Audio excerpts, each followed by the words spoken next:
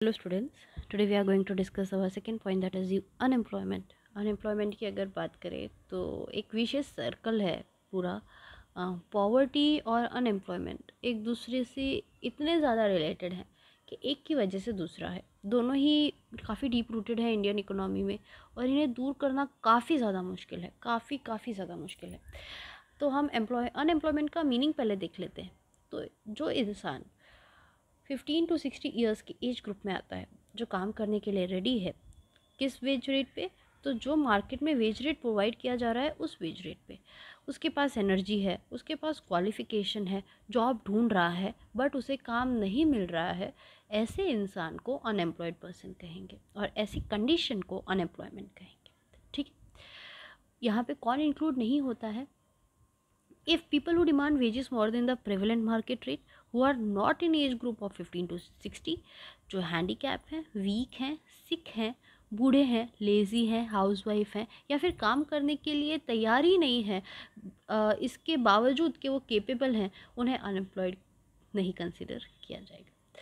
Types क्या क्या हैं? तो 6 टाइप्स हैं। ये इम्पॉर्टेंट है, क्यों? क्योंकि पूछा जाता है। ठीक है, पहला सीजनल अनएम्प्लॉयमेंट।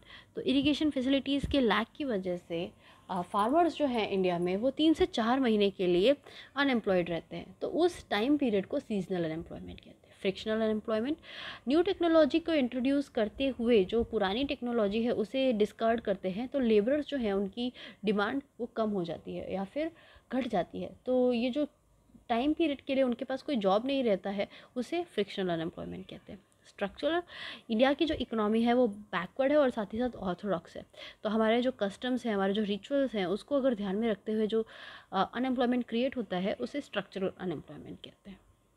डिस्गाइज्ड अनएम्प्लॉयमेंट, कई बार जितने लेबर चाहिए उससे ज़्यादा लेबर को एम्प्लॉय किया जाता है।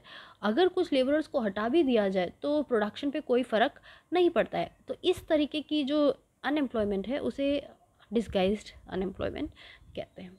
इंडस्ट्रियल अनएम्प्लॉयमेंट, यहाँ पे इंडस्ट्रियल फील्ड में जब किसी को अनएम्प्लॉयड रहना पड़ता है कुछ समय के लिए या फिर ज़्यादा समय के लिए, जो इंडस्ट्रियल सेक्टर में चेंजेस आते हैं उसकी वजह से, उसे इंडस्ट्रियल अनएम्प्लॉयमेंट कहते हैं।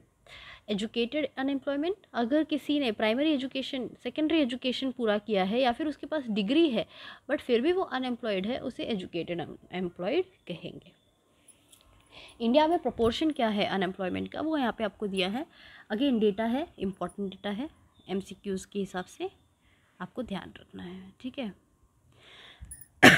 रीजंस क्या क्या अनएम्प्लॉयमेंट के लिए है, भले ही पैराग्राफ में दिया है बट आपको ये पॉइंट वाइज आंसर लिखना है और इसे पूरी तरह से देखना है, क्योंकि हमारे पास थियोरेटिकल नॉलेज ज़्यादा है, प्रैक्टिकल कम है,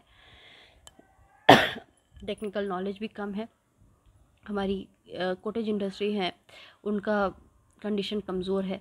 हमारा joint family system, caste system, traditional business follow करने का सिस्टम, करेज नहीं है नया बिज़नेस सेटअप करने के लिए, ये सब की वजह से अनएम्प्लॉयमेंट जो है वो बढ़ जाता है। रिड्यूस क्या क्या, रिड्यूस करने के लिए क्या क्या किया गया है, अगेन ये पैराग्राफ में दिया है बट अगेन आपको ये पॉइंट वाइज आंसर लिखना है, बट आपको इफ़ेक्ट क्या है ये इस पैराग्राफ में दिया है। ये जो as a result they lost attitude of interest toward studies, negative effect of social mental, ये सारी चीज़ें इफ़ेक्ट है अनएम्प्लॉयमेंट का, ये आपको मेंशन करना पड़ेगा। ये आपको अलग अलग तरीके के स्टेप्स दिए गए हैं जो गवर्नमेंट ने लिए हैं इकोनॉमिक डेवलपमेंट को ध्यान में रखते हुए 10% per year capital investment increase करने के लिए, साथ ही साथ अपॉर्चुनिटीज़ इंक्रीज़ करने के लिए बढ़ावा दिया गया है। गवर्नमेंट ने ज़्यादा स्ट्रेस लेबर इंटेंसिव मेथड्स को दिया गया है।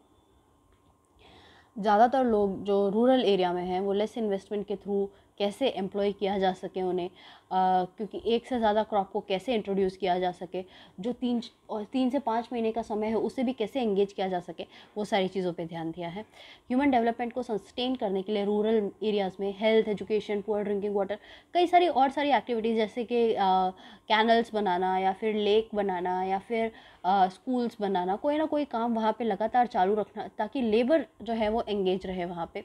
एजुकेटेड अनएम्प्लॉयमेंट को कम करने के लिए स्किल बेस्ड ट्रेनिंग जो है वो स्टार्ट की गई है ताकि स्किल प्रोवाइड किया जा सके और वो कहीं पर भी जॉब ले सकें।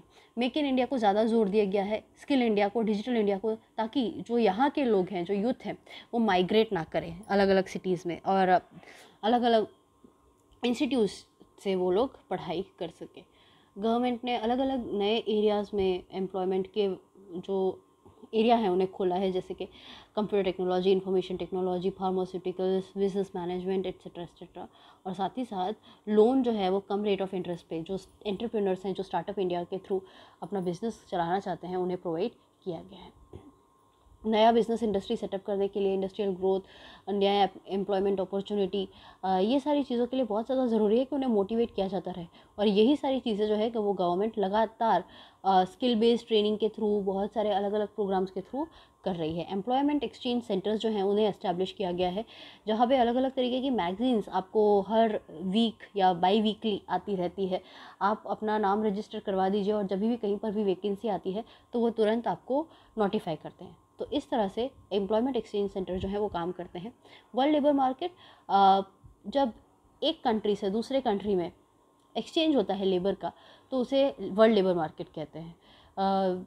laborers of one country migrate to another countries, and this movement of labor is at international level, where the labor charges or the wages are provided more, the laborers go there. Globalisation और liberalisation की वजह से एक नया situation arise हो गया है हमारी इकोनॉमी में। यहाँ पे डिमांड उन लोगों की ज़्यादा है जिनको नॉलेज हो, स्किल है, कहाँ पे, इंफॉर्मेशन टेक्नोलॉजी में, कम्युनिकेशन में, टेक्नोलॉजी में, बायोटेक्नोलॉजी में। तो उनकी डिमांड जो है बढ़ गई है और इसी वजह से उन्हें अच्छा खासा पे चेक मिलता है। तो इसी तरह से हमारा ये जो चैप्टर है वो यहीं पे ख़त्म होता है। हम नेक्स्ट पोर्शन में नेक्स्ट चैप्टर लेंगे। Till then take care and bye bye.